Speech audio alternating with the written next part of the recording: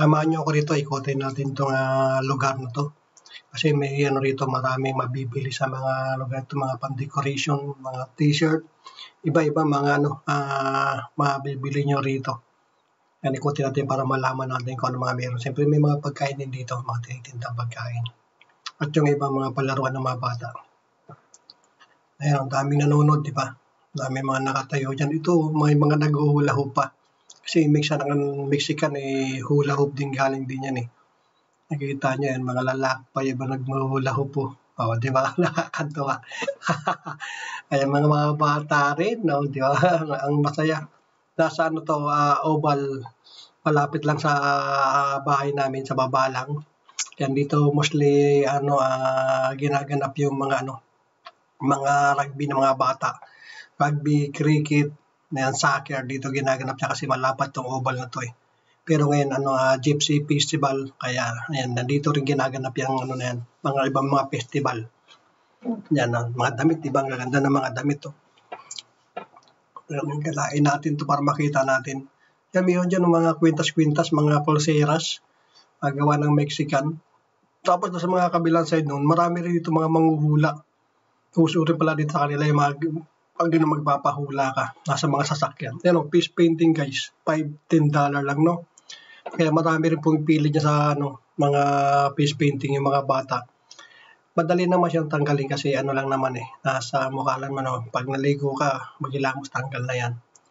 O yan, may mga sila to, flower na umiikot, mga palaki sa garden. Ang ganda di ba, yan may mga owl. Yan yung mga bata magpapa-face painting ang mga yan.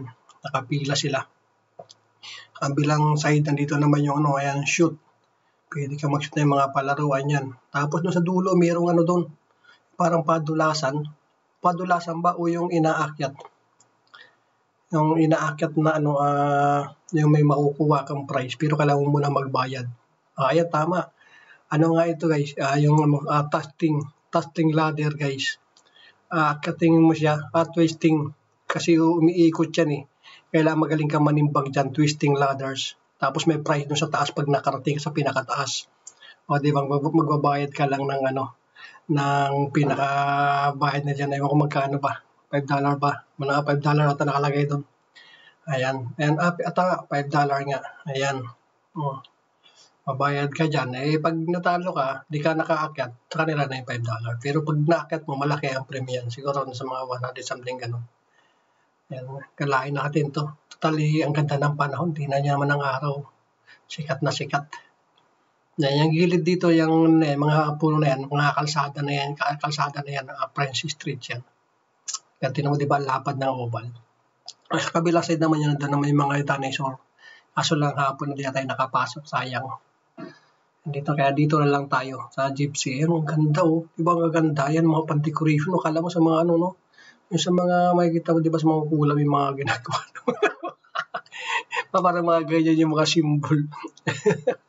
Parang nakakatakot yung mga Indian, parang mga Indian pala, di ba, mga Indian na American Indian. Kaya parang ganun yung kanila mga pan-decoration. Yung mga Mexican kasi dating na mga yun ng American Indian. Yan, tayo ron. Nandun sa dulo yun yung mga sumasayaw. Nandito may pa rin dito ng ayun sa may mga sasakyan may mga tindahan dyan. Pwede kang bumili, may mga snack. Dito, ayan, may mga nakapila, makikita mo yung mga kung yung mga maraming pila dyan na masarap na pagkain. Di ba, sa kabila may mga pila dito naman tayo. Doon sa dulo na yun, may mga sumasayaw kanina mga babae, mga bailarina nila, mga tataba, mga belly dancing. Ayan. Ang ganda talaga ng panahon guys. Sarap umupo lang dito. Kaya sila dito, di ba kita mo yung mga nakaupo lang yan sa damuhan kasi hindi naman madudumin dahil damo naman yan. Talagang kinilininis lagi ito yung damo na yan. Mga weekly ata yan pinuputulan ng damo. Kaya lagi pantay-pantay ang mga rito, Carabao grass. Ayan, may nakapila ron, mukhang masarap yung pagkain doon. Pinipilahan nila. Ayan, anong pagkain yung ba nandiyan ba? Ayan, may $8 guys. $8 siguro price, mga ganyan. O kaya yung parang donut na pahaba. Ayan, dito, ayan, may mga rin dito, paninda rito, pan-decoration. Ayan, mga pan-decoration dito, yung mga sabitan. gusto niyo ng mga sabitan na yan, nandito, ayan o. Sa mga bote, ayan, nandito mabibili. Ayan sila guys, mga ano lang yan, para sa mga carnival yan, ano lang, tumatakbo lang yan sila guys, nasa sa mga sasakyan, tapos lilipat na naman ng mga ibang lugar. Ay, may mga gasira, no? Mga lumang style na gasira. Diba, pakain-kain na, oh, na. Medyo habang nanonood, yung mga bata, yan yung mga gusto nila rito, yung mga ganyang, ano, mga recreation na may napapasyalan, sama-sama pamilya nila, nanonood, kain-kain. O, diba, ganyan ang natuwaan dito. O, guys, so ayan, fair, gypsy fair, guy. Yan yung pinaka parang plug nila rito. May ano lang yan dito, may araw lang, 2 days lang siguro yan sila dito, tapos lipat na naman yan sila ng ano, ibang lugar. Ayan yung kalsada, yung Francis Street. Nasa may bandang likod ko papuntang amin doon sa may lugar namin. Nilakad ko lang to. Malapit lang naman siguro mga 5 minutes lang siguro walk. Ayan. Nandun na ako sa baba agad. Yung mga truck na yan dyan yung ibang mga ano yung mga nanguhula. May mga pahula-hula dyan, magandang magpahula pero nakakatakot pahula, no? Mamaya bad ang ihula sa'yo, nakakatakot. Pero meron mostly naman yung mga hula, ang hinuhula nila lagi yung para laging positive. Para matutuwa sa kanila yung nagpapahula sa kanila. And guys, siguro ito pabalik na ako nito. Yan, papunta na ako ron sa amin. Yan. Na mga tao rin nag-aalisan na rin kasi oras na rin to. Siguro pahapon na rin kasi to eh. Ayan tapos na rin sila magliwaliw. Kaya ayos na ayos talaga. Sarap lang dito guys. Ayan di ba? At least naipakita ko sa inyo rito yung mga festival dito sa Dunedin.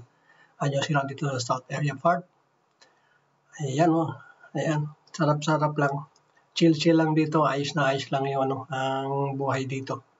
Dito ang buhay namin dito sa Dunedin na New Zealand. Wala na naman tayo pasok. Okay guys, hanggang dito na lang. Maraming salamat sa inyong panonood.